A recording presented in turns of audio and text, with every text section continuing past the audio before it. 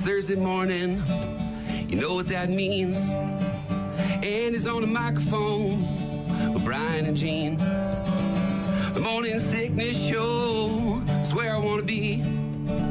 Strumming my guitar, soft and gently. Where bacon rules all, and Bloody Marys are tall. And Pearl Street beers, chase them all. I'm here to sing to you, tell you have a great day. And don't forget to come rock out with Tug Sunday. That is our good buddy Andy Hughes, who I believe is going to stop by later this morning. He's got a big tribute show down in Iowa this weekend, and going to stop by just after 9 a.m. to talk to us about that. Andy Hughes with his version of the Thursday song, because it's Thursday. I knew that. Is it still sprinkling out? Not really. Okay. Breezy, though, today, and still kind of a little bit on the warming up just a tip. But I looked ahead to next week in the 60s. So. Yeah, by Wednesday of next week, it looks like we're going to be into the 60s for a lengthy period of time. Mm-hmm. But today, somewhere in the 50s, clouds, kind of a repeat tomorrow and on Saturday. Maybe a little bit of sunshine by Sunday with a high of 54, but it looks like we're going to stay mostly dry for the next few days. As I mentioned, there was some sprinkles on my way into work this morning at about 1:30, but I didn't know if it was still raining. Yeah, mostly just cloudy, I think, and super windy last night. Dude, the wind yesterday afternoon was crazy. Yeah, agreed. Hypothetical Thursday, we'll ask each other hypothetical questions. We'll talk to Office Cora a bit later on. We'll do that just after 8 o'clock. See what she's up to this weekend in the 715. Also some bathroom stuff. And 12% of people, according to a new survey, don't do this. All right. We'll find out what that is a bit later on. And, of course, if you need anything, find us online at rockmornings.com. You can see all of our contact info. You can check out the daily podcast. Register to win prizes on the website, rockmornings.com. You can even listen to the show live right there on that website. Shinedown and Breaking Benjamin coming up in just a bit. Rock Mornings with Brian and Gene. More from Brian and Gene is coming up. Rock Mornings with Brian and Gene. Some good news to start the morning. Sophia Franklin has been found safe, and the pedo who impregnated her is in custody. Yay. Amber Alert for the missing pregnant teenager from Beaver Dam has been canceled. Sophia Franklin found safe. The man she was believed to be with is now in custody. The update on the Amber Alert came at about 1:45 this morning. The now 17-year-old Sophia, who just turned 17 the other day, found alive and safe. The Amber Alert also stated that the 40-year-old man she was believed to be with, Gary Day of Arkansas, is in custody. Day is believed to be the father of her unborn child. Not a ton of details yet. Obviously, this is still a developing story, but the Amber Alert issued 2 months ago after she disappeared from her Beaver Dam home. And then we had updates every so often, especially in the first few days of her going missing. Well, they thought she was traveling through Iowa. Then they thought maybe she would be in Alabama. I mean, they thought she was heading to Arkansas. We heard stories about switching license plates. There was some security cam footage of someone in the backyard of her house. The mother, of course, coming out and issuing a few statements. The search continued, and finally today, it seems like both of the missing teenager, Sophia Franklin, and the man she's believed to be with, Gary Day of Arkansas, now in custody. Beaver Dam police say they will share more information later today, but not sure if they turned themselves in or if they were found by authorities. But again, she's been found safe, and he is in custody. Mm-hmm. That's big news. Big news. Very big news. The faculty member who was involved in an on-campus incident on Tuesday. This is Eau Claire, UW Eau Claire. At UW Eau Claire, Jose Felipe Alverg, I think is how you pronounce his last name, is now stepping down from his involvement as the chair of the Pablo Confluence Board. So this doesn't bode well for his position at the school either. I don't know what the tenure situation is there, but according to online court records, he has been cited for disorderly conduct. The Pablo Center's Confluence Council issuing a statement after the incident. Quote, in light of the recent announcement from the University of Wisconsin-Eau Claire regarding an ongoing investigation of Professor Jose Felipe Alverg, who also serves as chair of the Pablo Confluence Board, we are taking appropriate and measured steps in response effective immediately. Mr. Alverg has placed himself on temporary leave from his leadership role until the UW Eau Claire investigation is concluded. The Pablo Confluence Board Vice Chair, Cindy Hangartner, will serve as the interim chair during this time. they will refrain from any further comment until the investigation has concluded. So, obviously, that may be a position that reopens for him after the investigation is concluded. They're just doing their due diligence. Yes, while this is happening until the investigation is complete and making sure that it stays away from their interests. But big deal. A statement from the Republican Party of Eau Claire County says that Alverg should be required to apologize to the college Republicans and then be fired from the University of Eau Claire. According to the chair of the UWEC College Republicans, he flipped over their table on Tuesday morning while walking past it. The table set up outside of campus, on campus in support of Supreme Court Justice nominee Brad Schimmel, who, of course, didn't win the election anyways. The student group said the incident happened at about 8:30 in the morning. They say Alverg came up to their table and asked what they were doing so close to the polls before then flipping it over. Speaking of the election. Yes. According to La Crosse County Clerk Nikki Elson, voter turnout extremely high within the city, about 60%. That's very of registered voters turning out for the election. She said Election Day went smoothly, no machine issues. I could tell when I was 1,141 at 4 in the afternoon. I was in and out within 5 minutes. I thought it went smooth.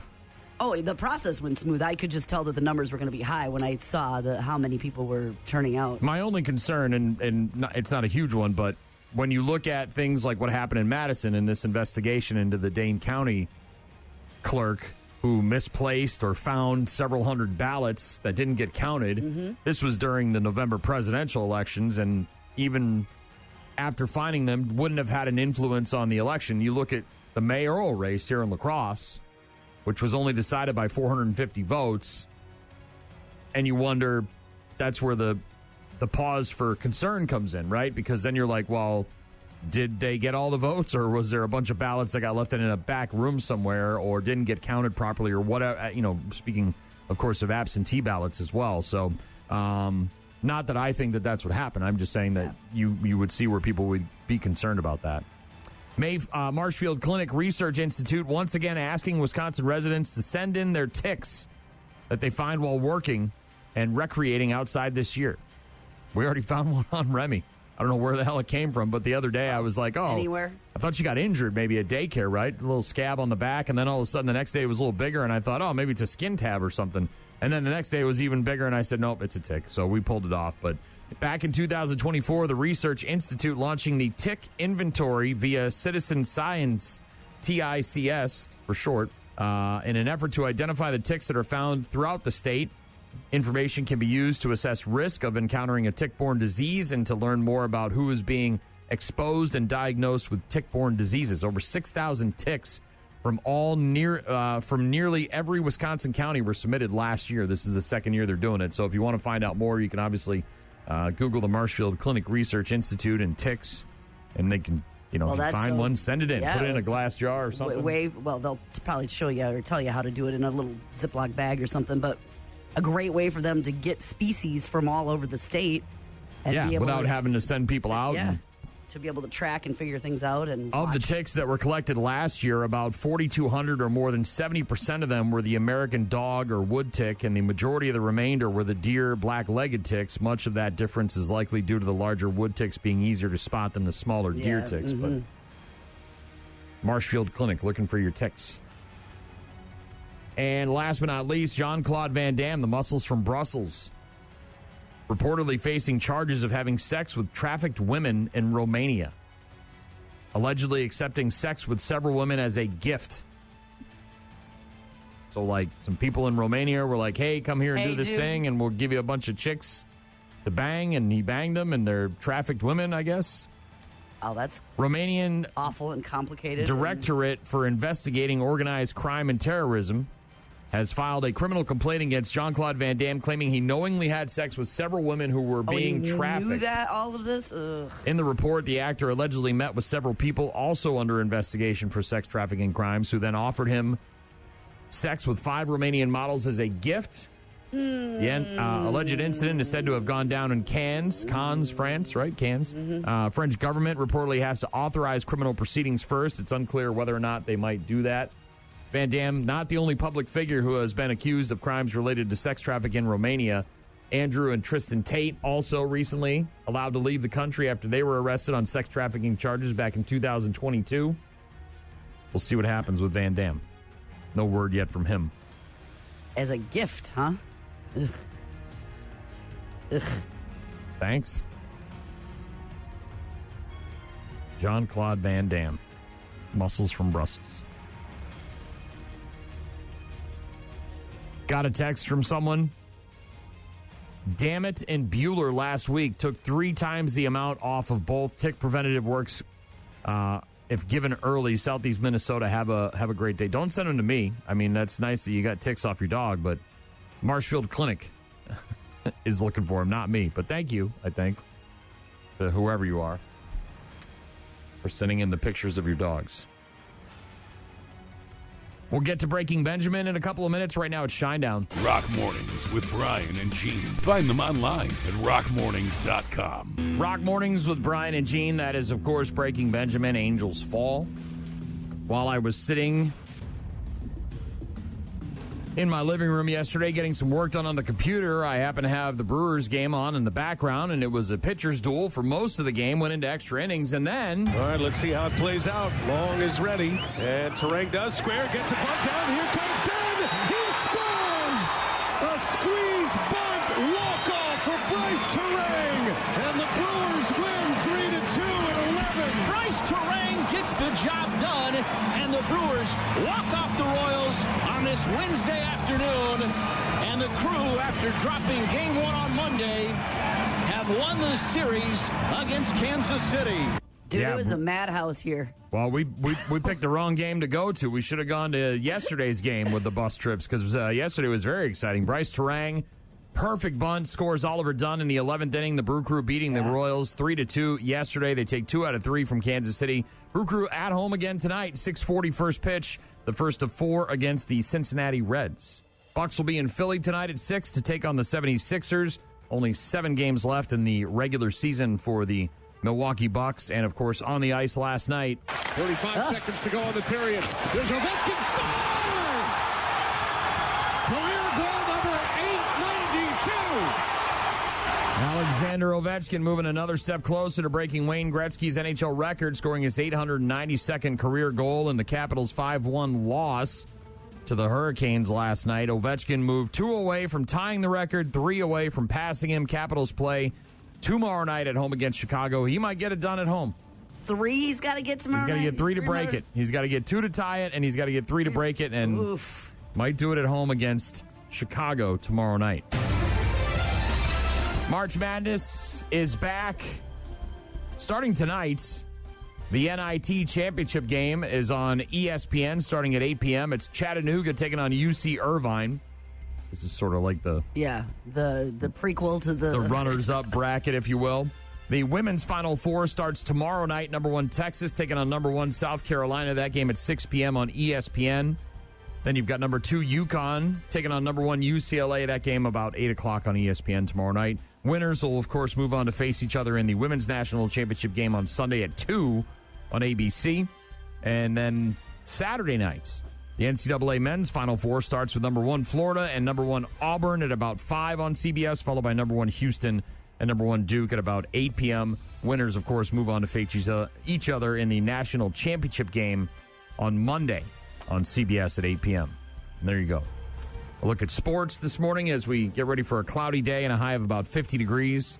No rain in the forecast. No, but not much sun either. I mean, maybe a peak of it later on this afternoon, but pretty cloudy, upper 40s maybe. And this kind of continues until things start to improve on Sunday. And next week actually is looking really dynamite with a lot of sun and up in the mid to upper 60s. So that's nice. But yeah, just kind of this week's kind of meh. So just there. Pop Evil and Hinder coming up in just a few minutes. And again, if you need something, find us online at rockmornings.com. Rock Mornings with Brian and Gene on your rock station. Hi, this is Elsa Julius from EJ Tax. You know, tax season is in full swing, and we can't wait to help you file your paperwork with the IRS. You're not filing your taxes? No nobody's filing their taxes. I'm not even sure if there's an IRS anymore. So here's what we're gonna do. Just in case, we'll take pictures of you walking into the office, then take pictures walking out with a big old stack of very important papers. Meanwhile, inside, DJ Diaper's spinning bangers, and Abby made her apple muffins. Yay! Taxes? No one's paying taxes. Stop by EJ Tax and we'll make it look like you did for when they investigate this in 4 years. Oh, come on. You got to pay your taxes. You don't want to be caught up in all that.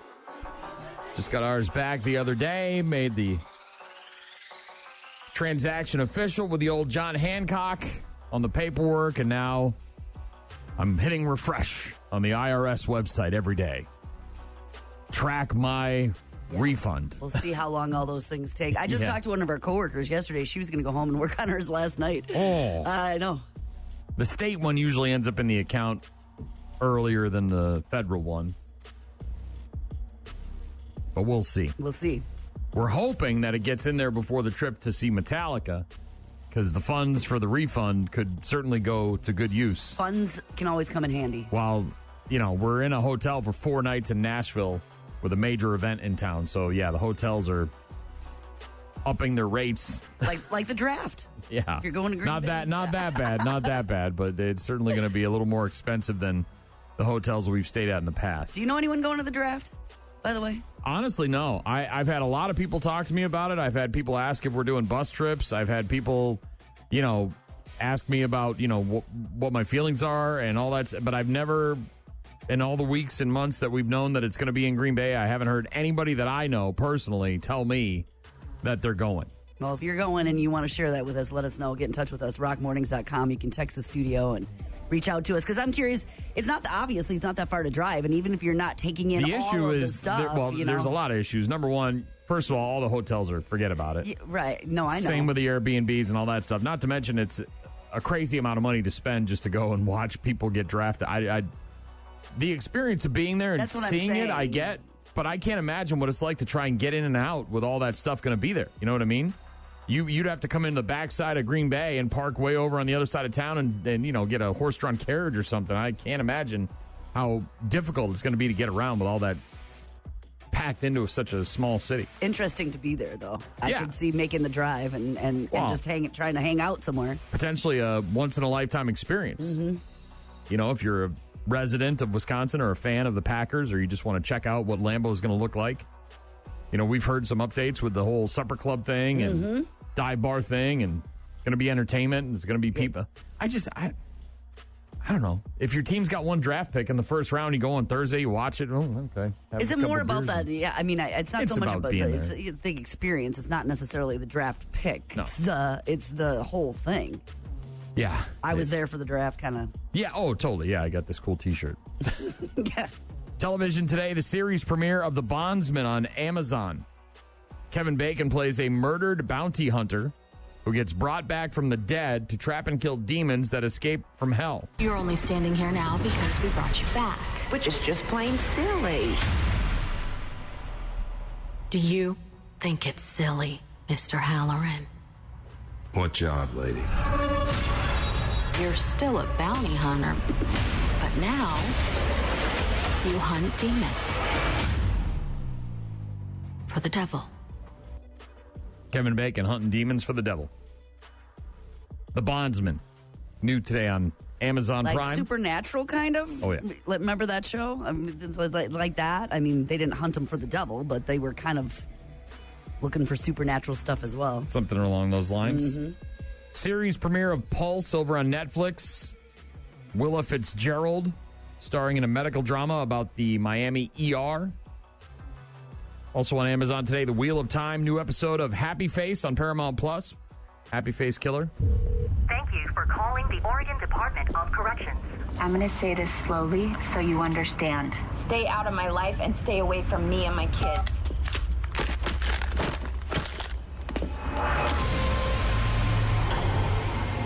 Come on in, Ivy. I'm just finding out a little more about Melissa here. What's going on? This is true crime. She's makeup. Earlier today, a person called into this show, the Happy Face Killer. The trucker serial killer from around here? Mm-hmm. And he made it clear there were only 2 people here that he would talk to. Myself and Melissa here. Yeah, started watching this on Amazon Prime, and based on a true story. A woman is a makeup artist on like a Dr. Phil style TV show, like psychologists helping people with their problems kind of thing. And her father is the happy face murderer. She knows it.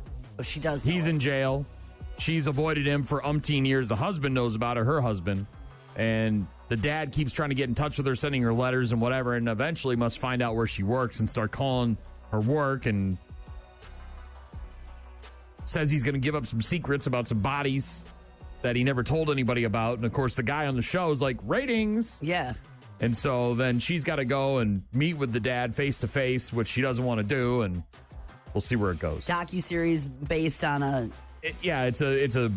Or is it more a reenactment than a... I would... No, it's a fictional series based on a true story. Got it. Yeah. It's called Happy Face. New episode of that on Paramount Plus today. 911, Law and Order, Matlock, The Pit, Dr. Odyssey, Law and Order, SVU, Elsbeth Found, and Grey's Anatomy all have new episodes tonight as well. Elton John, Brandi Carlile, Haley Steinfeld, and Perfume Genius on with Fallon this evening. Noah Wiley and Jenny Slate on with Colbert. Bill Burr and Amy Lou Wood on with Seth Meyers tonight. That's what's on the boob tube. Brewers start at 6:10, I believe. Yesterday's game was exciting. I wasn't watching much of it, but it was on out here and outside the studios, and all of a sudden there was bags and Jesse, the coworker, yelling and hollering. Oh my god! Yeah, that ending was exciting. Obviously, both teams scoring a run in extra innings, and then the Brewers getting the winning run with that squeeze bunt in the 11th and getting the victory. 6:40 first pitch tonight for the Brewers. Bucks in Philly to take on the 76ers. Yeah. We'll get to some Stone Temple Pilots in a couple of minutes. Bad News, Happy Music later on. Also, Hypothetical Thursday. We'll start asking each other hypothetical questions in just a bit. Right now, it's Jet with Cold Hard Bitch. Rock Mornings with Brian and Gene on your rock station. What is the worst kind of bathroom out there? The worst kind of bathroom out there? Yeah. Like if you had them all lined up, all the different kinds of bathrooms that are available. And this isn't like a mansion with the I'm just talking a bathroom. You mean like a porta potty at a festival? Is that the worst kind of bathroom out there? It's probably. Yeah. In a recent poll, that's pretty much what everybody said. Porta potties voted the worst restroom option. 59% of Americans in this poll ranking them as the worst of all of the bathroom options. The rest of the worst 5 are, in order, gas station bathrooms. That was going to be my second one. And not necessarily, because Quick Trips are in prime condition. For the most part, Quick Trips are a reliable source of bathroom cleanliness. It's the gas station where you have to go in and get the key, and then the gas station's on the outside of the building with it. Or that is not a chain. Quick Trip obviously does their best to take care of their bathrooms. You can't go in there after every single person and clean and sanitize. Fine, but for the most part, you feel comfortable stopping at almost any Quick Trip and going to the bathroom. So gas station bathrooms, though, of course, nationwide, are not all like that. So those are number 2 on the worst bathroom options. Toilets at public parks. Yeah, you get people, what do we call now? The unsheltered, right? And they're making a home in there, or you get drunks at some kind of concert down at the park by the river, and they're pooping on the ceilings and doing who knows what in there. It's not. I don't know. It's not that bad. I would. You just wonder too, like with those, who's cleaning them? How often are they getting cleaned? Is anybody coming in here? Oh, I'm sure that they are. That one doesn't necessarily bother me as much. I mean, I'd rather take a park one than I would game day at Lambeau, or you know what I mean, where there's a large crowd and it's just constant. Because by the end of the afternoon, So the worst is porta potties at any location. Mm-hmm. Gas station bathrooms next. Toilets at public parks. Then restrooms at crowded concerts. Yep, that's it. Football, any kind of stadium US that has Bank, bathrooms where it doesn't matter what it is. Toilets on buses and trains. Airplanes too. That bus, by the way, that we took, I went into the restroom And, the flush button's over here or whatever. So I did my business, and I pushed the flush button, and the blue water came all the way to the, very top brim of the seat. And I thought it was going to overflow, and I was going to be the guy in there with the blue liquid all over the place. Thankfully, it didn't happen, but... and then last would be airplane bathrooms, just missing the top 5. Yeah. Honestly, it's the space. If you can have a little more room in there and not be, folding yourself into origami, trying to just go to use the restroom, wouldn't be so bad. Top 3 things that gross us out in public restrooms are people not flushing, when they miss the toilet completely, and just sort of wherever, man. Wet or messy floors come in at third. 2/3 of Americans, according to this poll, would also rather go to the bathroom outside. Like just outside? Like Gene in a parking lot, like Gene in front of an insurance or a real estate company. Those were necessary stops, Brian. Yeah. Then gross public bathrooms. Plenty of us have done that, by the way. 76% of people have gone in the woods. Can you imagine being the one guy who's like, no, I'm not going to the woods. I'm going to hold it till I get home? You idiot. Half of us have peed on the side of the road. 42% of us have gone behind a car. 36% of people have peed in a body of water before. I feel like those people are lying. Everybody pees in the water. Solidly successful on that list. 73% of us have used the toilet for customers only without buying anything, going into a store. Yes. 40% of people in this survey say they have peed into a bottle when a bathroom wasn't available. Have not done that. Like Elton John.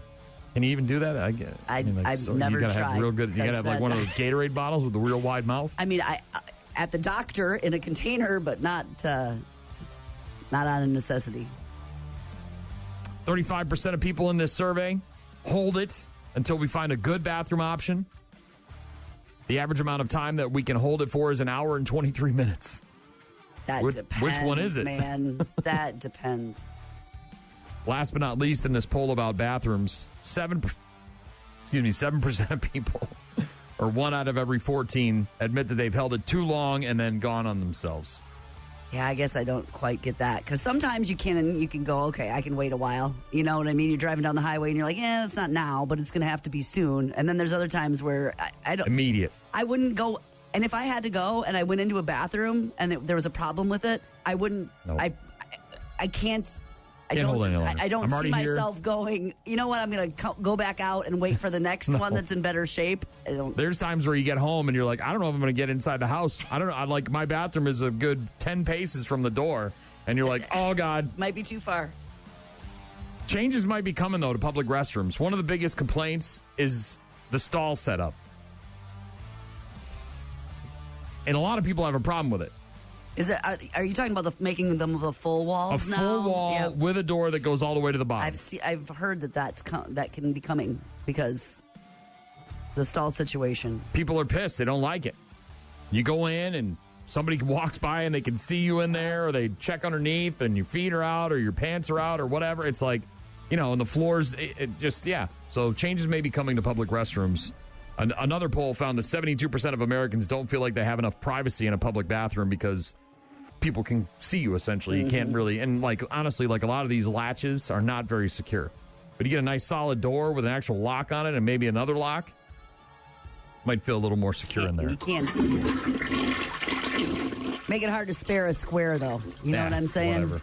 Can't then spare check a square. Before you go in. You should. I do every time I go into a stall. If I'm in a stall that I'm unfamiliar with, that's the first thing I look at. Make sure there's toilet paper in there because you don't want to suffer that. A lot more sex in public restrooms with a door that shuts. Look, if you're already having sex in a public restroom, I don't know if the door shutting and locking is going to matter. I think you've already made that decision and you're good to go. Stone Temple Pilots coming up in a few minutes. Rock Mornings with Brian and Gene. Find them online at rockmornings.com. Stone Temple Pilots hitting Maple Grove venues in West Salem on Saturday, June 14th, and they're bringing along Blackstone Cherry. Dude, I was so excited when I heard that yesterday. And a band called The Unlikely Candidates. Not sure who they are. I checked them out a little bit, but definitely excited for Blackstone Cherry. Heck, honestly, more excited for them than I am for SDP. Because you just saw that. Well, and I've seen both of the bands many times, numerous times over the last umpteen years, but I prefer Blackstone Cherry over Stone Temple Pilots. They are a summer jam on a summer night, and those tickets are available. Blackstone Cherry now. I think they've got a special through the weekend. By the way, if you go to mgvrockconcerts.com, okay, they're doing is the website. But yeah, Stone Temple Pilots at Maple Grove venues in West Salem with Blackstone Cherry and the Unlikely Candidates on Saturday, June 14th. mgvrockconcerts.com is the website to buy tickets. There are some VIP tickets available, and I think they're doing a $55 special through the weekend. All right. Well, I love that VIP opportunity because that includes all the things. So, yeah, check that out, mgvrockconcerts.com. But, yeah, news came down officially yesterday that Blackstone Cherry and the Unlikely Candidates would be opening up for the Stone Temple Pilots on Saturday, June 14th. Much like the north side of town, there's a small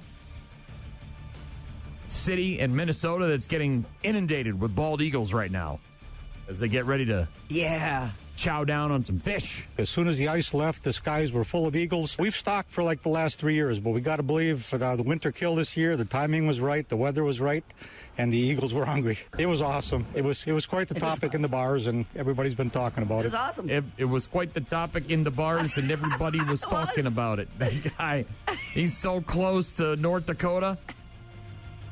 Yeah, apparently a small community near Minneapolis, Carver County, Minnesota, invaded by bald eagles, dozens of them.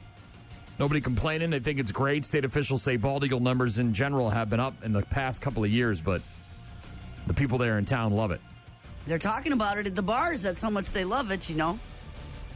Plural, by the way. Small community, lots of eagles, plural bars. Yes.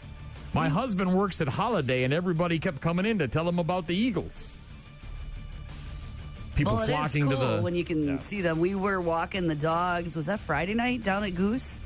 And two pairs flew right over the top of us. It was the closest I've been with them flying near me ever in my life. And then I think I told you about the pelicans down on the slough behind our house. We were walking the dogs the other night, and there had to have been, and I'm not exaggerating, 300 of those white pelicans on that slough back there. It was awesome. So beautiful. This is in Cleveland. 16-year-old being hailed as a hero. Quick thinking, bravery. The reason why a neighbor and her kids are still alive. 16-year-old Tyler Sowden in his house heard a commotion coming from his neighbor's house. Fire or something? Got up, heard screaming, went outside, house is on fire. Yeah. Saved a woman and her two kids from the house fire last Friday, grabbed a ladder, and got them all down off of the roof. And there's video and pictures of this. Doorbell camera footage, all that stuff. I was in my house. I heard screaming. I seen a kid on top of the roof. The house was on fire. So I took a ladder, ran over, put the ladder up, grabbed the 4 kids, and helped the mom down the ladder. Holy cow. Jump Jumped into action, no questions asked. He risked his life to save the others. It just shows you, like, he valued other people's life more than his own at the time, just to try to do what he needed to do. He knew what needed to be done, and he did it. And I'm so proud of this boy. Yeah, so they're on, it's like a roof on a porch, and the second floor window is, leads out to that little roof above the I don't know, deck or patio, whatever you want to call it. It's a very small little. Anyway, so they're out there. They're out there on the roof, and one of the kids is a 10-month-old. So we're talking baby, right? And maybe at some point would have jumped and tried to get it down themselves, but this kid had the ladder and goes over there and goes up, helps the mom and the kids. And Dad wasn't home at the time, but obviously telling a reporter there that he was very proud of his son and the community thanking him as well in Cleveland, Ohio. Yeah. Well done. Well done. That's keeping calm, and thinking. What am I going to do here? How am I going to process this? What am I going to do to help? Oh, I've got a ladder. I'm going to go get, takes a lot. Hypothetical Thursday gets underway in just a few minutes. Gene will be asking me a question first, and then I'll go later on. Office Cora will join in the fun. Just after 8 o'clock, we'll get to bad news, happy music, and all sorts of other stuff as well. Rock Mornings with Brian and Gene. Start your day with Rock Mornings. Rock Mornings with Brian and Gene. Hypothetical Thursday. Gene's going first. What do you got? If you could go back and undo one thing that you did, what would it be?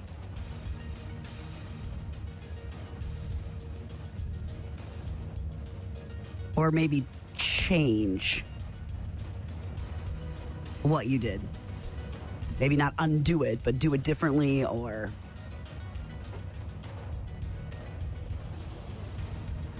I see you thinking.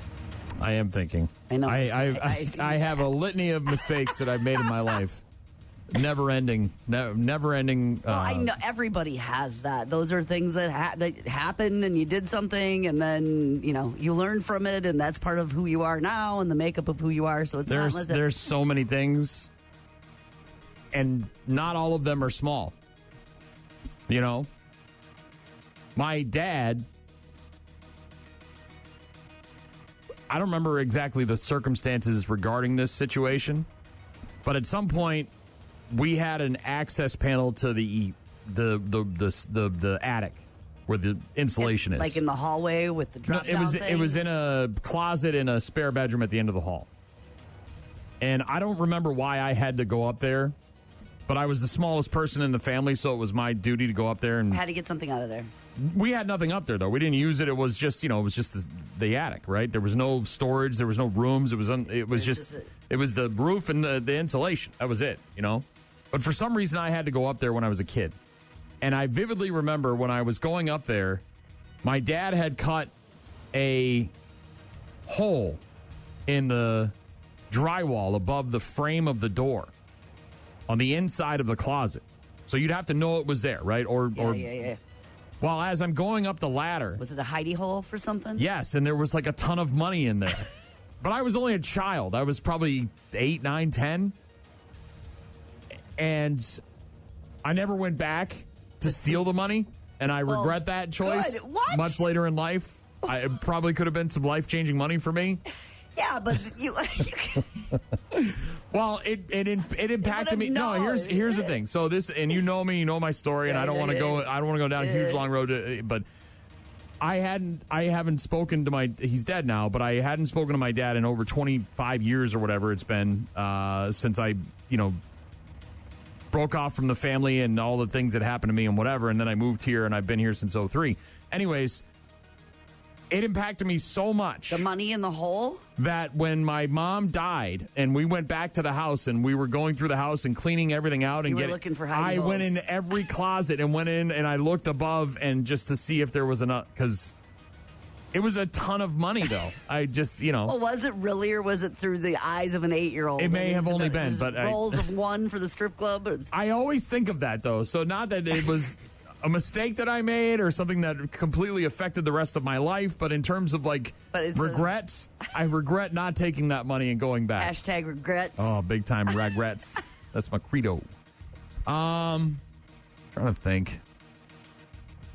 I mean, my whole fiance situation, that I was a young man. I didn't really have a lot of experience in serious relationships. I was very flighty when it came to women when I was younger. Ran through them real fast. Is this the knife girl? I shouldn't have gotten back together with her. I don't know why I did. It was probably just the sex, and I was lonely. But that situation, escalated then. Yeah, and it was unhealthy, and I ended up having to move all the way across the country, halfway across the country, to get away from this person. So yeah, it could have ended in a better circumstance.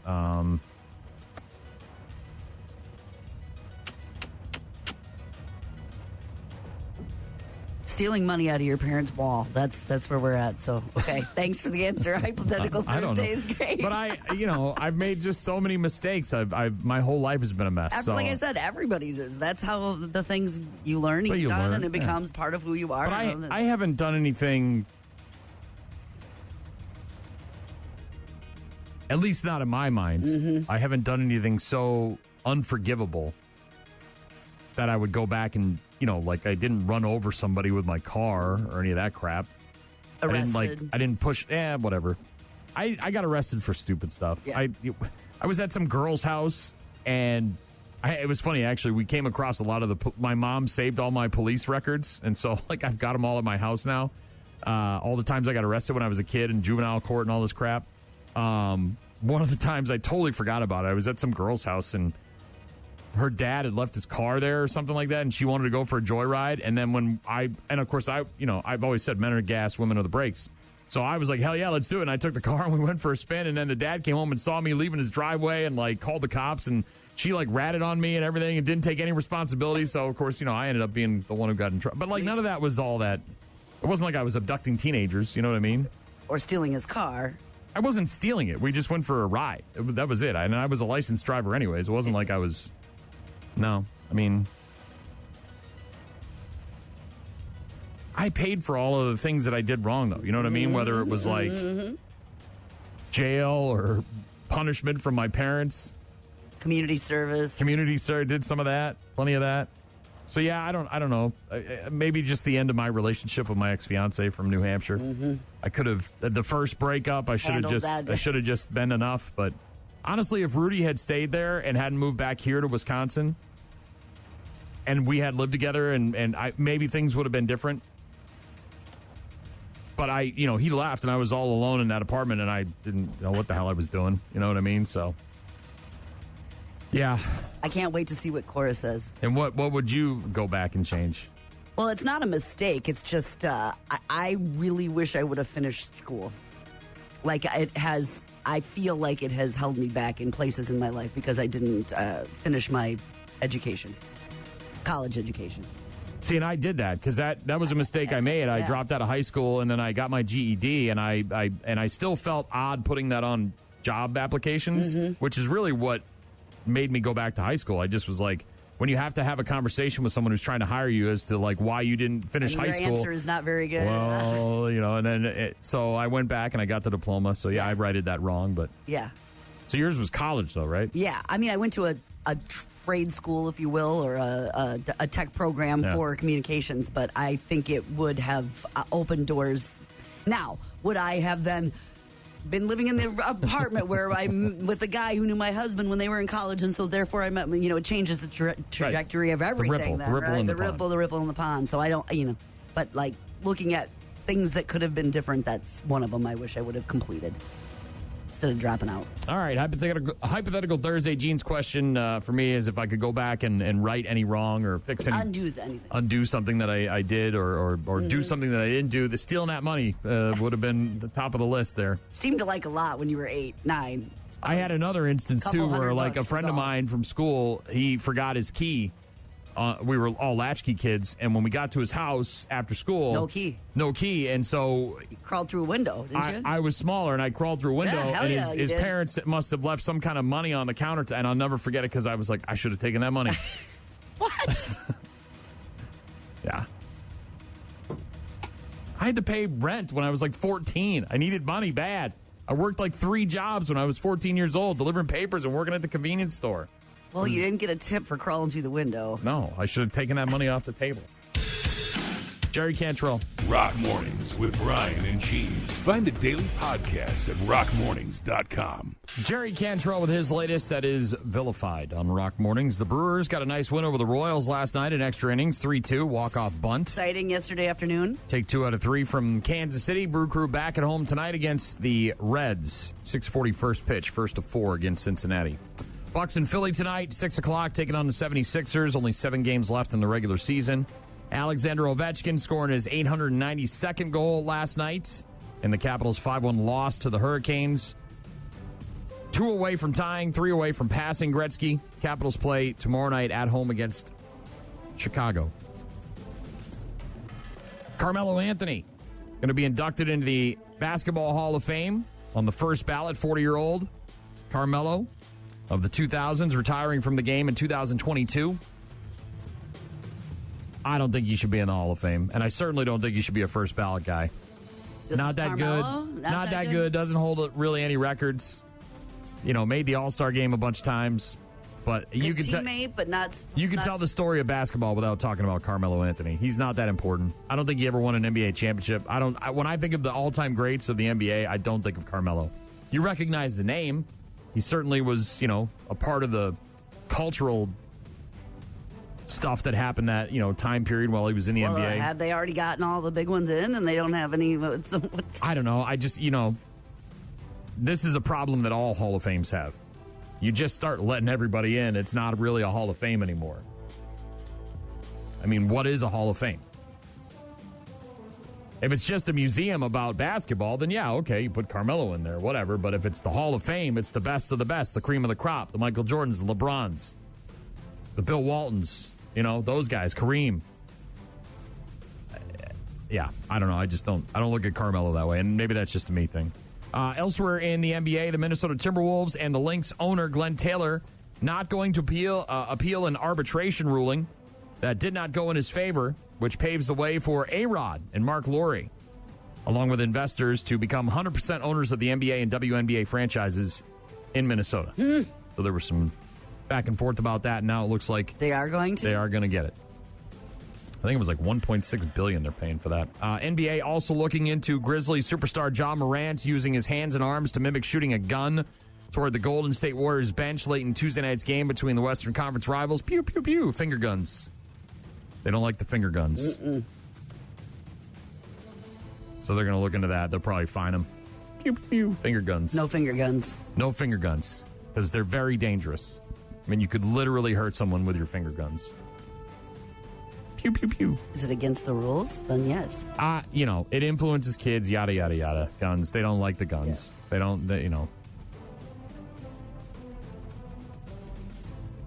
A little bit sensitive for my taste, but...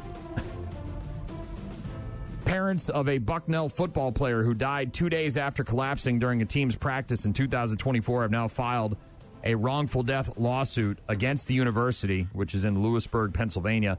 The parents of Calvin C.J. Dickey Jr.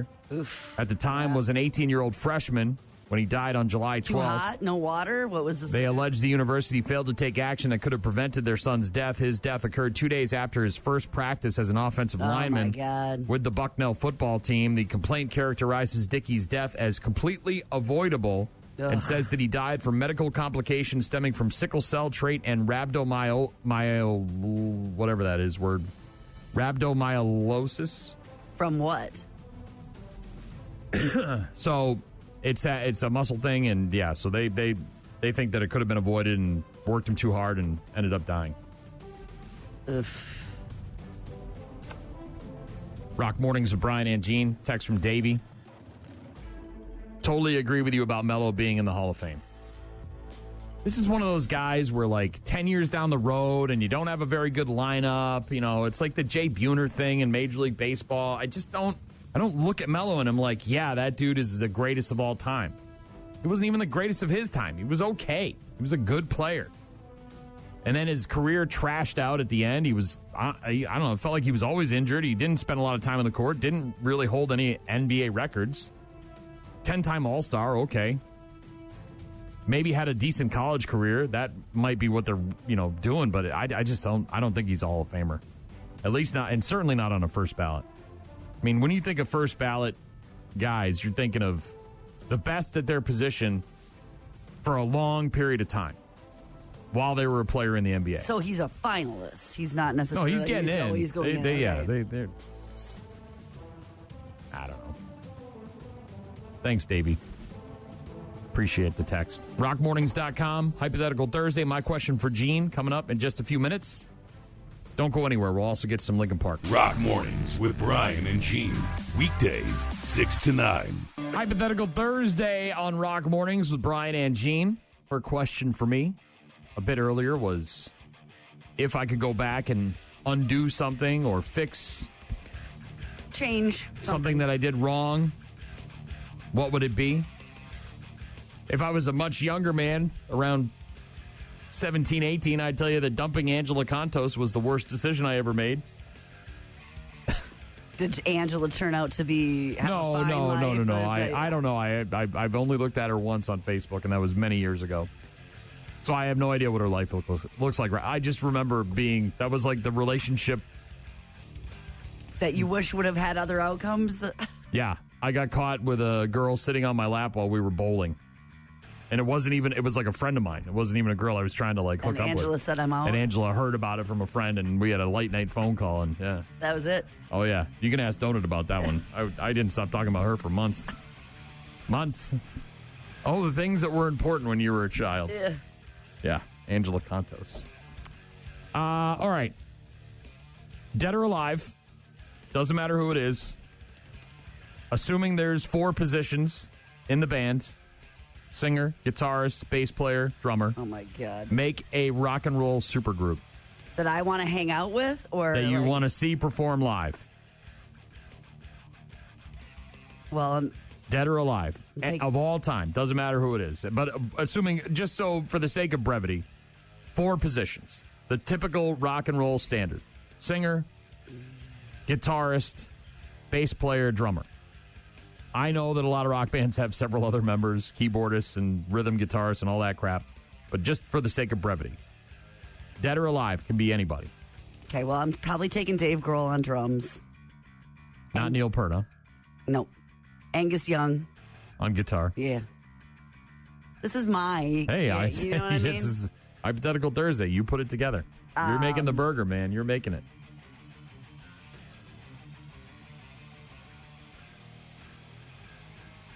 John Bonham. Can I take him? Oh, I'm going to have too much drummers. That's two drummers there. I know. I was just... I'm taking Dave Grohl. All right, so you're sticking with Dave Grohl. I am. On drums. Dave Grohl. Yes. Robert Plant on vocals. Really? This is hard. Are you sticking with Angus? I think Angus is your number 1 slot, right? But you said Grohl right away. I did. Over Angus, which kind of is surprising because I knew Angus would be your guy. Yeah. So it was almost like a no reason to even answer that part of the question. I just think that he is so talented and he's so interesting. And Flea. Flea on bass, huh? That is an eclectic group of people right there. Gene's all-time supergroup consisting on the spot here, on the moment. Consisting of living people. All living. Dave Grohl, Robert Plant, Angus, and Flea. Unless something happened in the last 10 minutes that I'm unaware of. Breaking news. But Robert Plant on vocals from Led Zeppelin, obviously. Dave Grohl, Nirvana, Foo Fighters on drums. Angus from AC/DC on guitar. And Flea of the Red Hot Chili Peppers on bass. Doesn't that sound like a party? Yeah, I mean, I would certainly watch that. You know, it's like an all-star jam at a Hall of Fame induction or whatever. Or some sort of... If I had time to think about this is on the spot, but those are some talented musicians in those positions.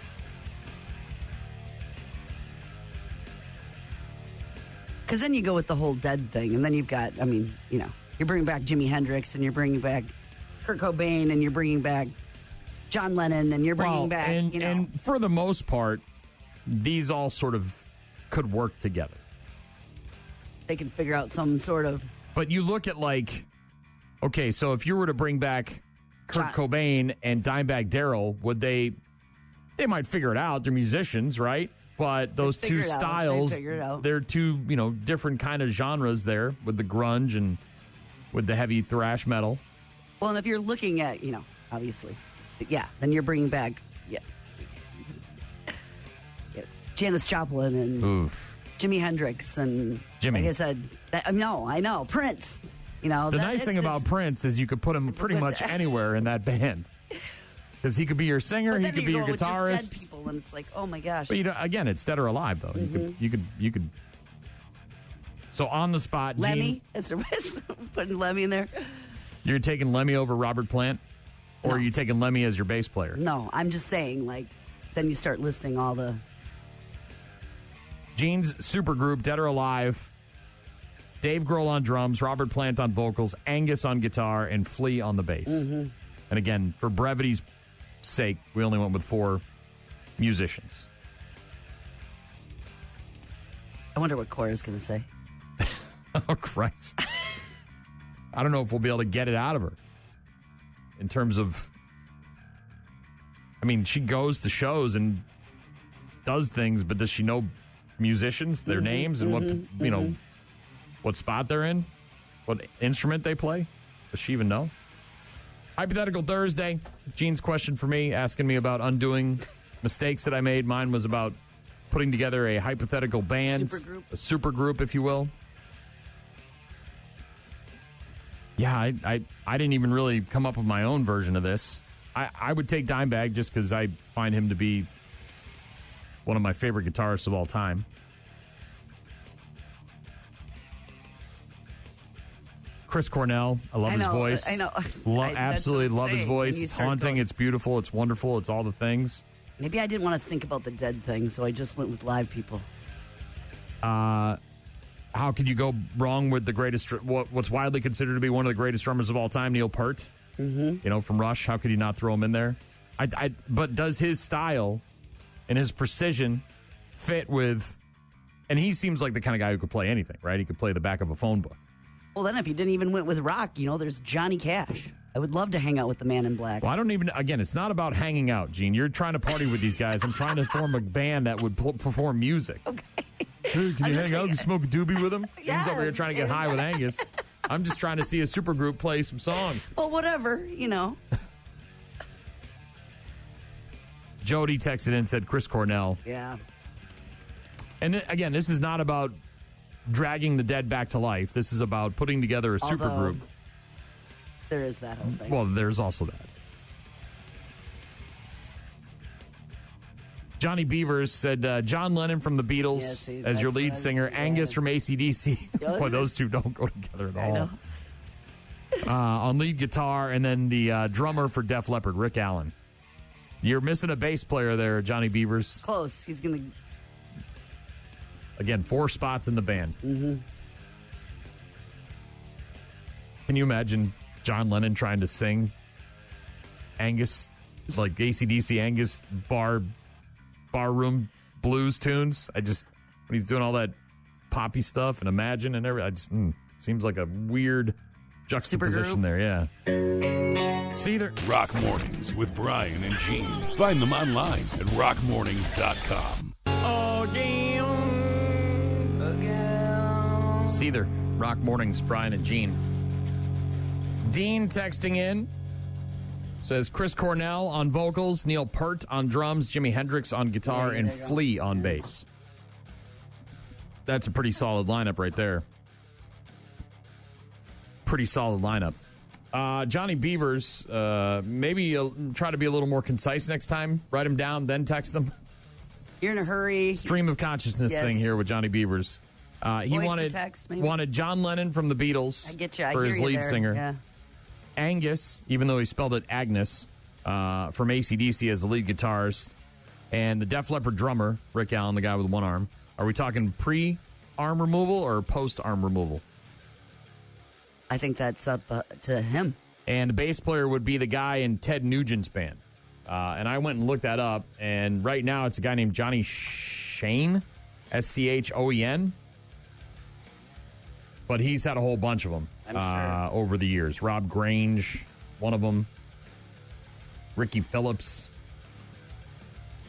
Mike Lutz had a whole bunch of bass players. So I don't know which one you're talking about, but thanks, Johnny Beavers.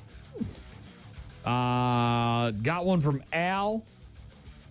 Geezer Butler on bass. Yeah. Oof. Louis Armstrong on sax. He's out because it's a 4-person band. Josh Kiszka, the guy from Greta Van Fleet, the brothers, right? On vocals. Mike McCready from Pearl Jam on guitar, and then Travis Barker from Blink-182 on drums. Yeah, Louis Armstrong, certainly great sax player, but we're not taking applications for sax players. Section. No, I want the guy from Lost Boys. I want that guy. If we're having sax players, I want that guy. The tight pants, the muscles, and all the jangly chains. Just having a go on the beach with some fire and some circus people. Have at it, man. Let that guy loose. I let that guy. Let him out of the cage. Thanks, Al. Thanks, Dean. Johnny Beavers, work on it, bud. Let's workshop that, okay? Maybe get into a Teams meeting. Put it all together. A little more concise. Well, like I said, voice to text. Maybe he's driving. He's trying to figure it all out. I got it. I know. There's a lot going on. They don't call him the wild man for nothing.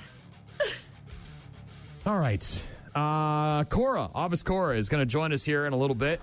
We'll ask her if she's got any hypothetical questions for us. See what she's doing this weekend in the 715. Always busy, always going places. What'd she do, a Dirty Dancing thing last week? She has got a lot of things that she's And then there was like something else, some kind of... Yeah, she's always going to stuff. Mm-hmm, which is great. She's out about doing stuff. And oh, this is a good one. This is you lost me with the lead singer now, Dan. Dan, solid list from Dan, but lost me with the lead singer. Not my favorite. Dan says Neil Peart on drums, Les Claypool on bass, Yeah, the guy who was too good to be in Metallica. I thought about that. When Metallica was looking for a new bass player, he auditioned, and they're like, dude, you're too good. Eddie Van Halen's gone now, too. Stevie Ray Vaughan on lead guitar. Yeah. And then Amy Lee from Evanescence on vocals. You had me up until the Amy Lee, Dan. You had me. But that's just a me thing. Speaking of the dead, like Cliff Burton. And oh, yeah. Bring them all back. Freddie Mercury. Ugh. See, this is too hard. Once you start thinking about it, it's too difficult. It's too difficult. Jean set her list in stone, so she can't move around. Right. Collective Soul next. Rock Mornings with Brian and Gene. Weekdays from 6 a.m. until 9 a.m. Speaking of Greta Van Fleet and the Kiska brothers, one of them is 26 today. Sam Kiska, the bass player for Greta Van Fleet. Somebody texted in, wanted the lead singer of Greta Van Fleet for their supergroup that they would put together.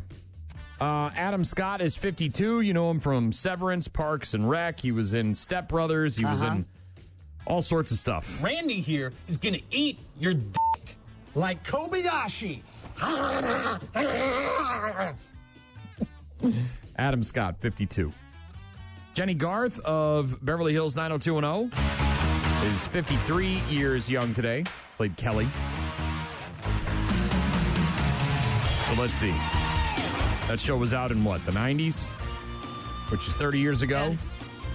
Yeah, she was around a teenager. She wasn't too bad. Yeah. The one that was really old was Gabrielle Carteris, I think is her name. She was like the nerd with the glasses. And I think she was in her like late 30s and she was supposed to be a high school kid. And she didn't tell anybody apparently on set. She like lied about her age because she wanted the job really bad. Paycheck. Sebastian Bach, former frontman for Skid Row, 57 years old today.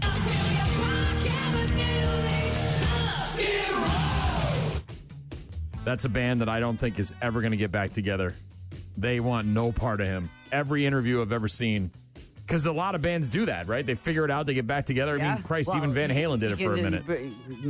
Hell of a payout. You put a lot of money on the table, and those bands are willing to do it, but every interview, every story I've ever seen about Skid Row, the current members asking if they would get back together with Sebastian Bach, they want no part of him. Even on separate tour buses and the whole thing? The whole thing, even if they did the Aerosmith. Yeah. Lead singer of Social Distortion, Mike Ness, is 63 today. Love that band. Eddie Murphy, 64. This is how you answer a door in my neighborhood. David Hyde Pierce. Oh, there's no beating my balls. I don't know what that's doing there, but David Hyde Pierce is 66. Alec Baldwin, there we go. That's why it's there. 67. Alec Baldwin, sweaty balls, 67. Wayne Newton, 83. Isn't he playing in the Dells, right? Didn't I say that? At the Crystal Grand? Was he playing there? I know he just was in... Is it him or is it an impersonator? I could have sworn I saw that it was Wayne Newton at the Crystal Grand sometime this year. I thought he was just like... Gave Beverly D'Angelo a lock of his hair, right? Wayne Newton at the Crystal Grand. Mr. Las Vegas himself. Hell yeah. He's 83 today. $200 for tickets Saturday, June 7th, by the way. June 7th, you can see him at the Crystal Grand Theater in the Dells. Huh. Born on this day in 1924, he died in 2004, Marlon Brando. I'm going to make him an offer he can't refuse. Brando. Born on this day in 1924. Also on this day, April 3rd of 1882, 143 years ago, Jesse James, the outlaw, Jesse James, not the motorcycle guy, shot in the back by his own cousin, Robert Ford, who sold him out for a $10,000 reward, which at the time was a ton of money. Yeah, it was. It was like me discovering that little cubbyhole full of cash in my parents' house. 72 years ago today, 1953, the very first issue of TV Guide hitting the newsstands. It sold for 15 cents. A copy, Lucille Ball and Desi Arnaz Jr., her baby, on the first cover. How do you just walk into a house and take a TV Guide? How does she expect you to watch TV? Am I just supposed to turn it on and wander aimlessly around the dial?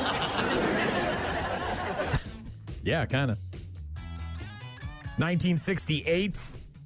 Planet of the Apes in theaters. Take your stinking paws off me, you damn dirty ape. There's been a few rehashes of that movie. Well, there was about remakes. 9 million sequels that, look.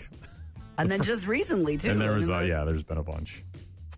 1987, Police Academy 4, Citizens on Patrol in theaters. Gene made a machine. And Jojo made it go. I blew a fart and blew the whole damn thing apart.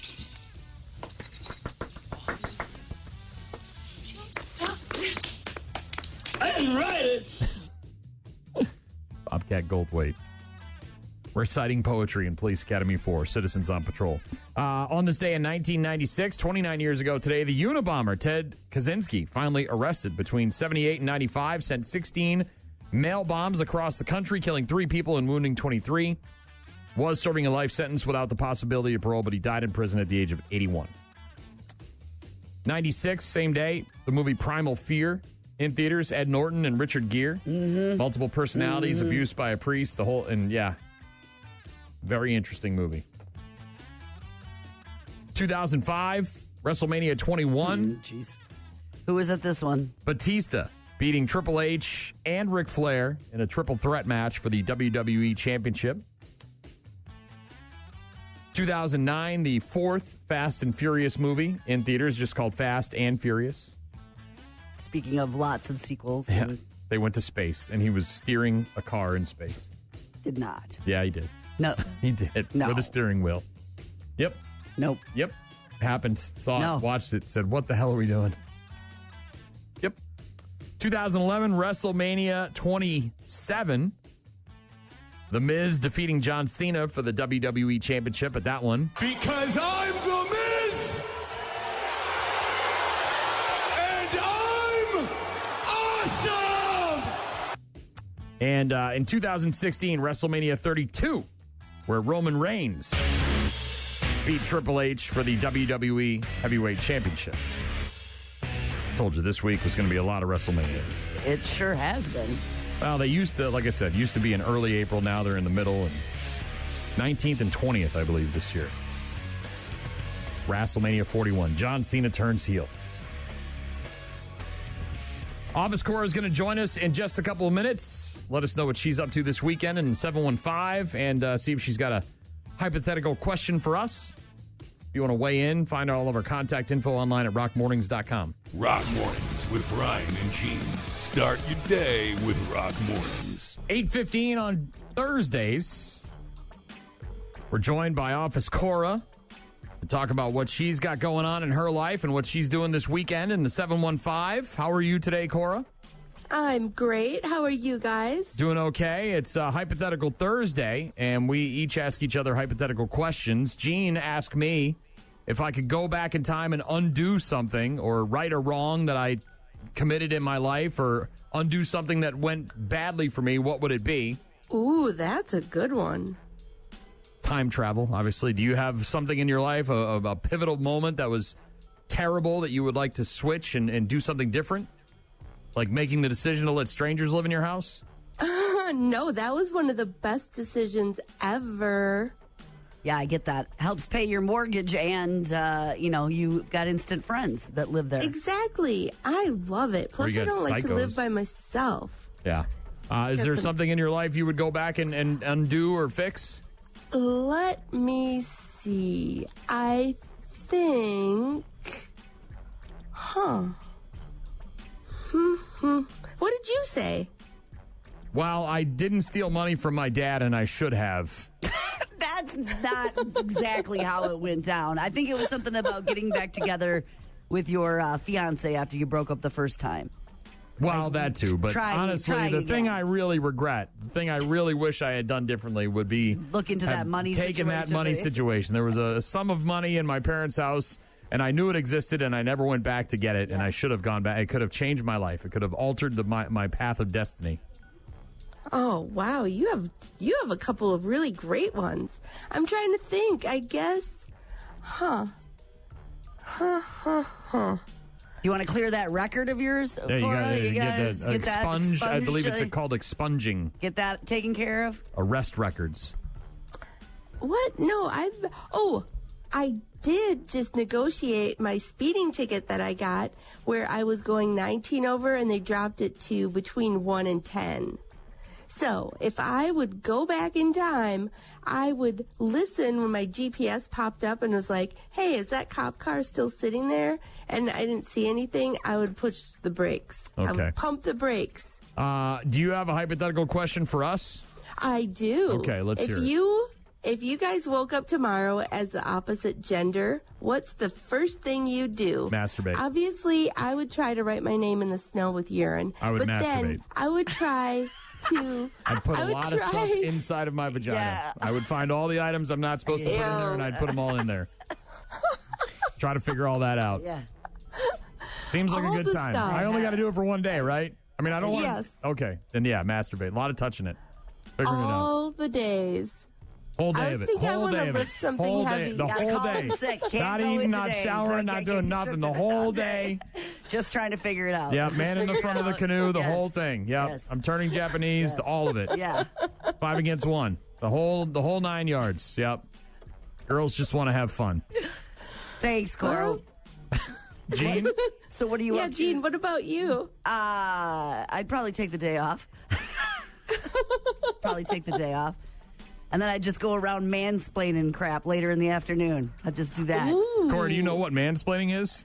I do. Okay, it's like when a man tells you exactly the way things should be he's as doing opposed to the way your female brain He's handles doing it right now, Corey. He's doing it right now. Annoying. What? It's so annoying. Now, we were just Not talking helpful. about how you're a lady on the go. You have a lot of plans. You're always doing cool things. You're out and having new adventures. So what's going on for you this weekend? Are you carrying a watermelon like last weekend at the Dirty Dancing thing, or is there something new you got going on? When that scene came on, I was thinking of you. That was a great time, actually. That was the Dirty Dancing with a live band at the Pablo on Friday.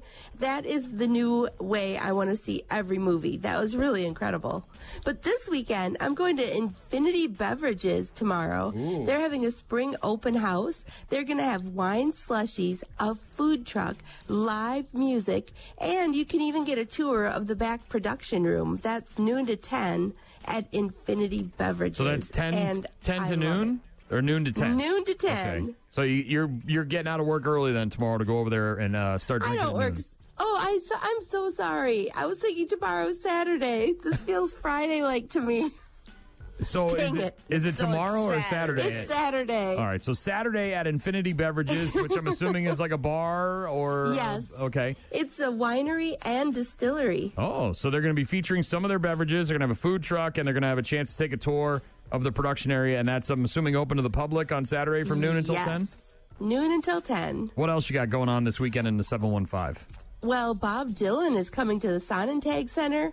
I don't have a ticket, but there is a pre-Dylan concert hangout at the Helix Wine Bar in Altoona, and it's sponsored by Bob Dylan's Heaven's Door Distillery with their whiskey, and they're going to have half-price whiskey cocktails and ounce pours, and there's going to be a Bob Dylan lookalike contest.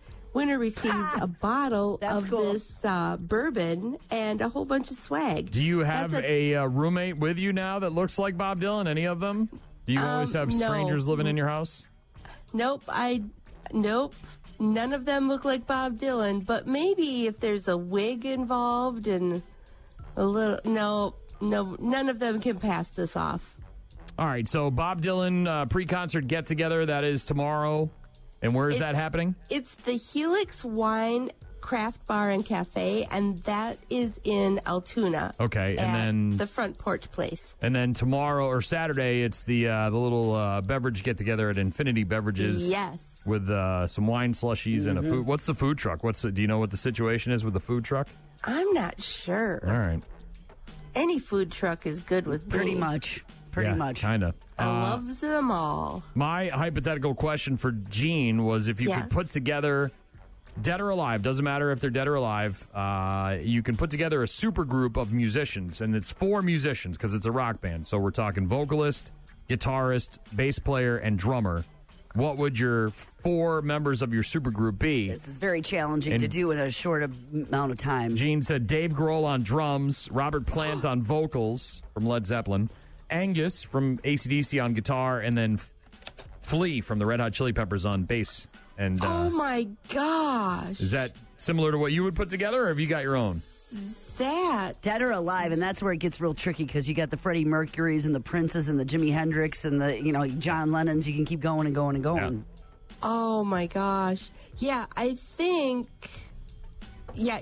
Wow, Gene, you pretty much nailed it. I think I would. Maybe. Oh, I just think I would slip in Freddie Mercury. So you would. Yeah. Take out Robert Plant and you would put Freddie Mercury. I agree with you. I agree. Yeah. All right. But the rest, completely agree. Office Cora each and every Thursday at about 8:15, joining us to let us know what she's got going on this weekend in the 715, and also to play along with our Hypothetical Thursday questions. Thank you so much, Office Cora. Have a great weekend. You too, and everyone out there. All right, there she is, Office Cora. I'd also probably, honestly, I'd spend the morning doing that. Yeah. Masturbating a lot as if I woke up and I was a different gender, and then I would shower and I'd go and get one of those female day of pampering things. That's I know it's a different world we're living in, and guys can go get their pedicures, but let's be perfectly honest here. That's mostly a female thing, right? Petties and manis and all the facials and all the stuff that you do and all the hair. I've never had a real haircut. I've gone to a barber and he's always lined me up or whatever, but I've always had short hair. So apparently that's that's a big to do. Women have orgasms while they're getting their hair done, and they get the wash. Never happened. That is. I've read about it on the internet, maybe in Penthouse. I was just might have been a Penthouse letters. Where you're on the internet is probably not really good information. But one of those things, one of those all inclusive day long spa treatment things with the wrap and the mud and the whole. Mm-hmm. Apparently that's relaxing and nice. Go to that thing. I would like to go to one of those too. Okay. But Gene's just going to be at home hammering away, right? And then go outside and probably mansplain some stuff, probably. Yeah. You'd be able to open up pickle jars on your own without help. I have one of those rubber things I can do it by myself. You could kill a spider? I can do that. I got one of the pinchy things that you get off the internet. Kill a spider, with the thing, and then I let it outside. Yep, you could do that. I could do that. You could change a tire, change your oil. Hell no. Yep. Do all that. No.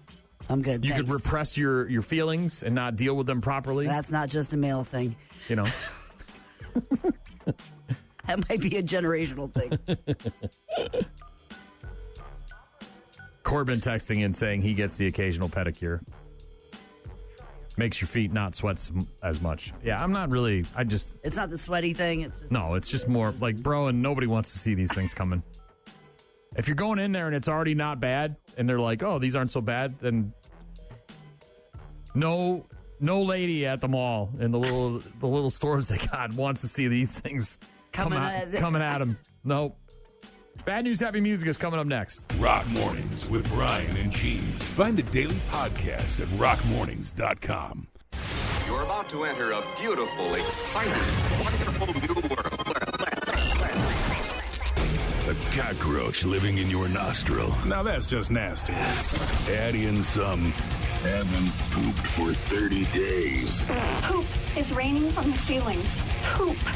And sprinkle in some #Florida Man for flavor. Florida Man. Florida Man. Florida Man. Florida Man. Florida Man. Florida Man. Florida Man quits his Burger King job, steals all of their chicken nuggets.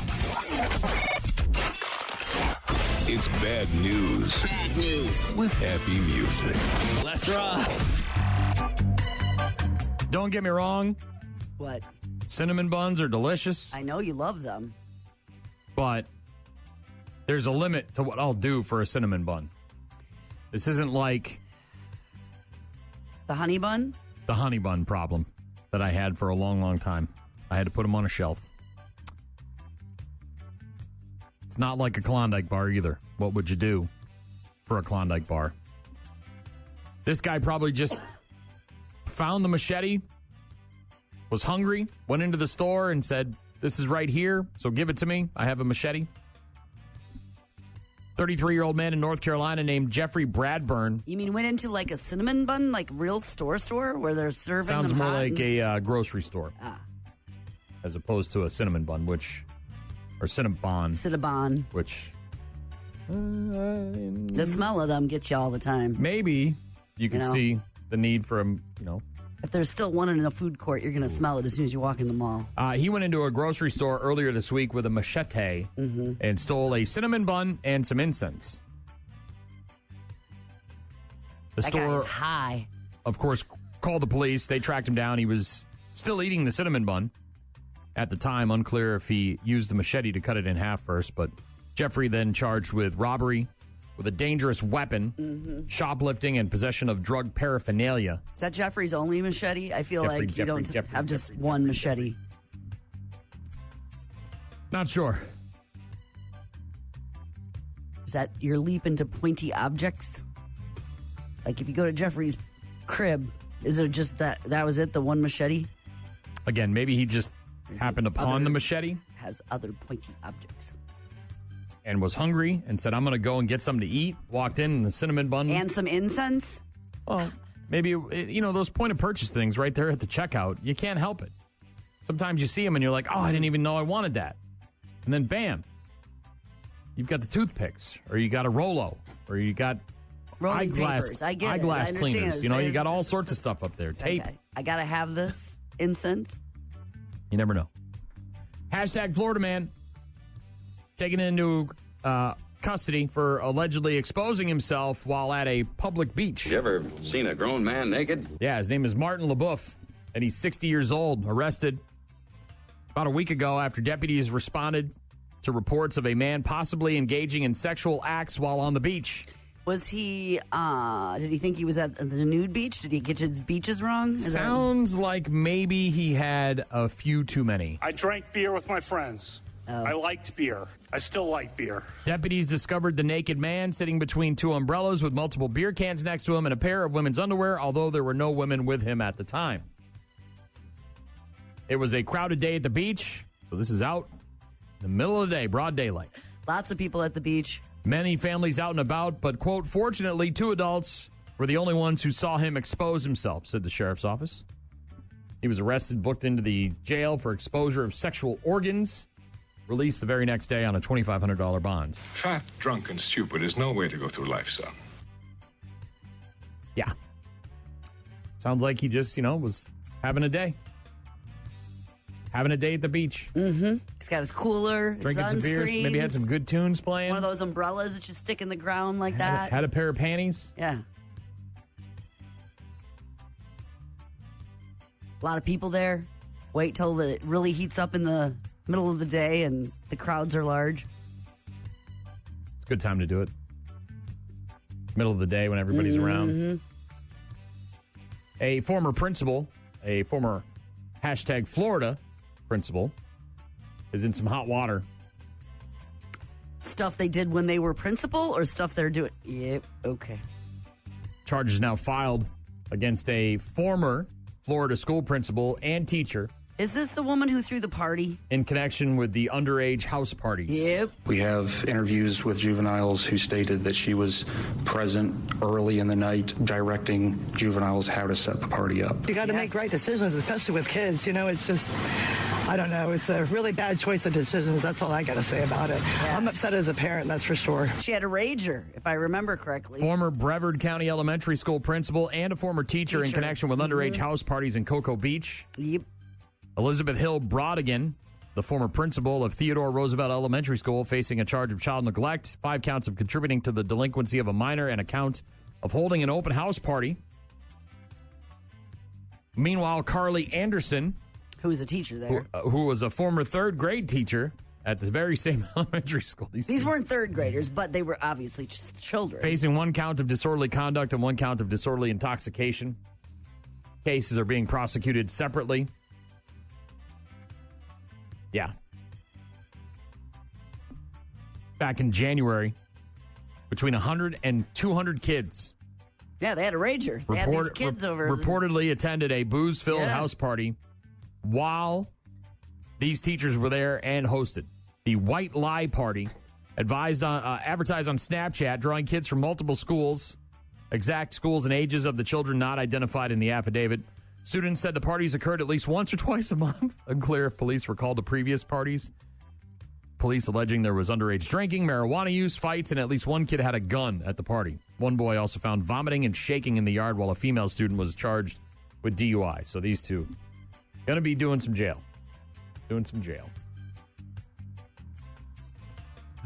I don't know.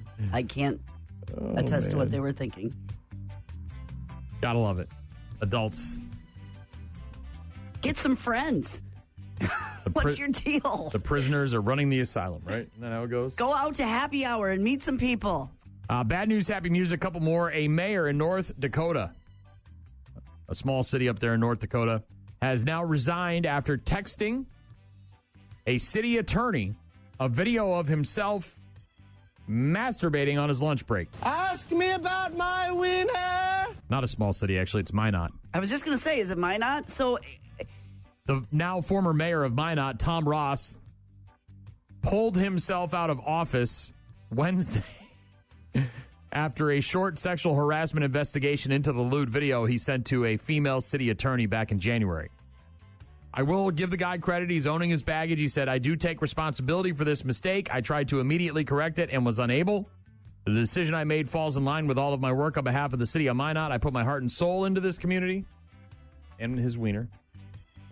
City Attorney Stephanie Stalheim told investigators she had spoken to him about a police officer's suicide just minutes before she received a video of the mayor going to town on himself. Wow, that's some description. This guy apparently tried to put the jack back in the box, explaining to her that he had recorded the sexy video for his girlfriend while on his lunch break. So he's at work, being the mayor, in the mayor's office, having a wank, and then sending it to some other, for my girlfriend. Nobody believes you're sending it to your girlfriend. One.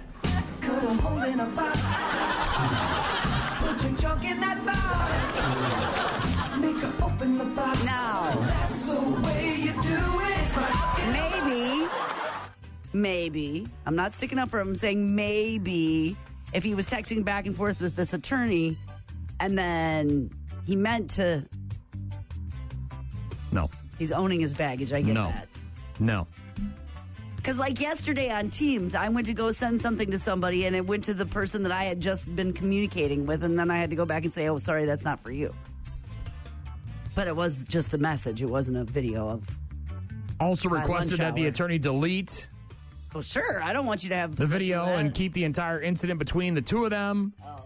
Later told city investigators that his girlfriend's name also begins with the letter C, which is why the vulgar video was mistakenly sent to a contact saved as city attorney, as opposed to the girlfriend whose name's C. Now that penis had a mole on it. I'd recognize that penis anywhere. Nobody believes you, old man. Nobody believes you. Go to town on it. The woman, the city attorney, filing a harassment report a couple of weeks later, asking for a formal apology from the mayor and requested that he consider resigning, which he has now done. And apologized. The city of Minot will now have a 15-day period in which residents can petition to hold a special election. If no such petition emerges, the Minot City Council will appoint a mayor from within the governing body and maybe interim mayor until the next election. Maybe just make sure guy is, or girl is not sending wanking videos while at work. Or pictures. Oh, no more Yankee, my wanky. The donga need food. Really, pictures to the wrong person either is not a good idea. Look, I'm pro that. I'm all about not at work. Do your thing. At home. That's an at-home activity. Not at work. With the door locked, with the windows closed. Lights on, all that stuff. Yeah, privacy. Lunch hour. Not on the lunch hour, not in City Hall, not in the mayor's office. Well, do you want to be in that office? My blood pressure, just like it's a lunch hour thing. Then run home real quick. Last but not least, a Lincolnshire, UK, so an English woman, said she was mortified after walking into her living room to find her 1-year-old son eating his grandfather's teeth? Ashes. Ew. Natasha Emily says, I'm still trying to process it. Went upstairs for a couple of minutes to put away some laundry. When she came back downstairs, saw that her son Koah, Koah, was covered in ashes, whereupon she realized that he had unknowingly eaten her father's remains. Well, and there are pictures. I'm sure. Which is... Well, he got into the thing and it opened up. I'm sure he wasn't scooping it up. We're talking about a child here. We're talking diapers, still the chunky He probably arms. just licked a little bit. He didn't sit down with a spoon and a bowl of your dad. It took me a moment to realize it was, in fact, my dad's ashes. Yeah, okay. Quickly snapped a video of the scene of the crime. The clip with the title, When Your Son Eats Your Dad, shows the toddler covered in ashes. I get it. It spilled. He opened the thing, and what's in here? With his face and his clothes smeared with ashes. Camera then pans to an empty decorative vase with the top removed and the granddad's dust spilled all around it. My son has eaten my dad's ashes. All right. That's a little bit dramatic. It's like, whatever. Well, it's a baby who got into it. Why were the ashes on the area that he could access? Things happen. Kids get into stuff. Like I said, he didn't sit down with a bowl and a spoon and purposefully go, I'm going to eat my grandpa. And so, Theodore Donald Karabatsos, in accordance with what we think your dying wishes might well have been, we commit your final mortal remains to the bosom of the Pacific Ocean, which you loved so well. Good night, sweet prince.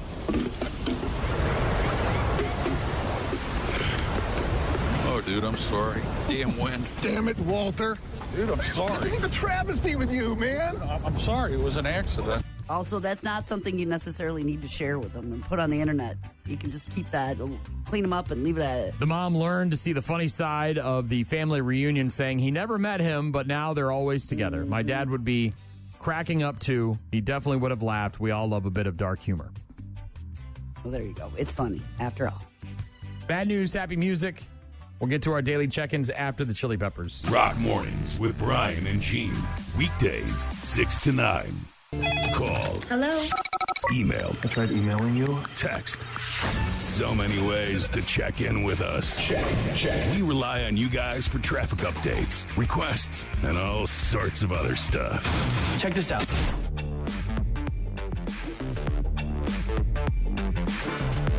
Rockmornings.com is the website. Head there for all of our contact info. Listen to the show live. Check out the daily podcast. Register to win prizes. It's all right there at rockmornings.com. Perhaps the best text I've received in the last umpteen months came from a former coworker of ours. I love this. Who we spent the better part of 2 decades talking to every morning, getting our news from him. Recently retired. And after months and years of badgering and whittling down and cajoling and doing all the things I could to influence him, he finally broke down and got a dog. He's really good looking, too. That's a really good looking dog. Got a text from our guy, Scott Robert Shaw, our former news guy who retired last year, who said, "You wore me down. Meet Theo. He is a very good boy." Look at him with his tennis ball. So cute. Is that like a shepherd dog, right? That's like a cattle dog. Cattle dog? Beautiful smart. Coloring. Like a gray brownish kind of coloring. See, he needs a buddy now. He's retired and he's out doing stuff. Well, and he didn't get another job. I thought he would for sure find something part-time, but Theo is going to be the part-time job. He got buddies. What he got? He got a hangout. Got those beautiful blue eyes. Look at those blue eyes. Yeah, oh, so yeah. pretty. Look at those things. Look at him. Ball. Just give me the ball, Dad. Bring me the ball. Get the ball. Throw the ball. Yeah. Get the ball. Yeah. Apparently, Theo will make an appearance here on Monday. I'm excited about that. So that was a hell of a text that I got this morning. Thank you, Shaw, for that text. Lightened up my day. Fist in the air. Very excited. Let's see. Got a text from someone who said, "Hope this is the right number." It is. It is. Fun bit of info. A lot of older and larger gents go to nail salons to get their dogs cleaned up. Your favorite half-assed trucker friend. I am well aware that dudes can get a pedicure and get once pedicures. Yes. My good friend Hot Sauce goes in and gets pedicures all the time. I am, however, not bringing these things into a little Asian lady at the mall to have, or any lady for that matter. To have any of these are the most disgusting toes and feet you've ever seen, and nobody wants to work on them, and I'm not going to subject them to that. I'm sure that they have seen that. By the way, is our friends, the foul-mouthed trucker, not the half-assed trucker. This is our friend from Eau Claire who took me to the restaurant with the kids and the people from South Africa. Yeah, after the Simpsons skip day. I think they probably have seen all sorts of feet. You'd be fine. Corbin texting in saying that he gets the occasional pedicure, makes your feet not sweat as much. There you go.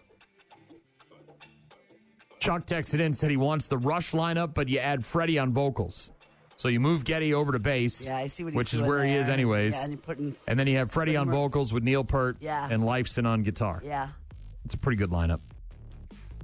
Chad said Sammy Hagar for singer, Jack Blades for bass, Eddie on guitar, and Neil Peart on drums. A lot of Neil Peart behind the kit.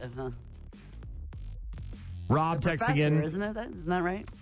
Widely considered to be one of the greatest drummers of all time. Rob texted in earlier, said, I get the point of a hypothetical band, but I just can't help but laugh if that were possible. Band members from different times being together. You definitely see some of the who the F is or what the F is with this guy. Yes. Which was my concern with Dimebag Darrell and Kurt Cobain, right? You bring them back to life because you love them and you want to see them again perform, but they don't go together. They're just not a thing that happens. It's just not in our universe. I mean, again, maybe an all-star jam at a Hall of Fame induction, but in a band, strange. Mike had a solid lineup. Jeff Tate on vocals, Billy Sheehan on bass, Randy Rhoads on guitar, and then Neil Peart as well. Rat Boy said Neil Peart on drums, Miles Kennedy on vocals, Geddy Lee on bass, and then Nuno from Extreme on guitar. Some solid talent right there. James in Altoona, our buddy in Altoona, he's just got a hankering for some Killswitch Engage.